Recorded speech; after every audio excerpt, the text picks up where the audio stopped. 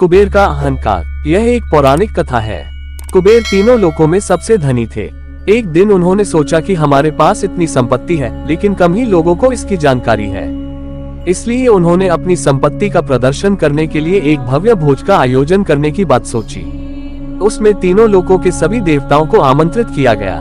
भगवान शिव उनके इष्ट देवता थे, इसलिए उनका आशीर्वाद लेने वह कैलाश पहुँचे और कहा, प्रभु, आज मैं तीनों लोकों में सबसे धनवान हूँ। यह सब आपकी कृपा का फल है।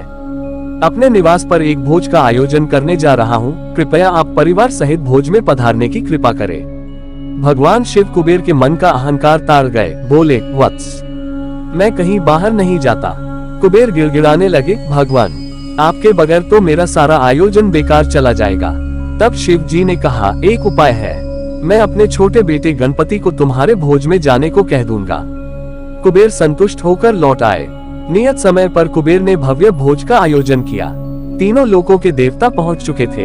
अंत में गणपति आए और आते ही कहा, मुझको बहुत तेज भूख लगी है। भोजन कहाँ है?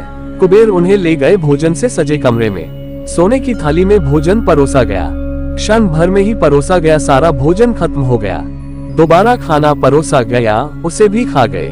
बार बार खाना परोसा जाता और क्षण भर में गणेश जी उसे चटकर जाते।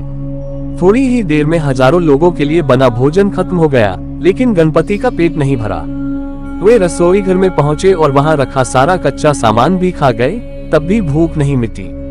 जब सब कुछ खत्म हो गया तो गणपति ने कुबेर से कहा, जब तुम्हारे पास मुझे खिलाने के लिए कुछ था ही नहीं तो तुमने मुझे न्योता क्यों दिया था? कुबेर का अहंकार चूर चूर हो गया।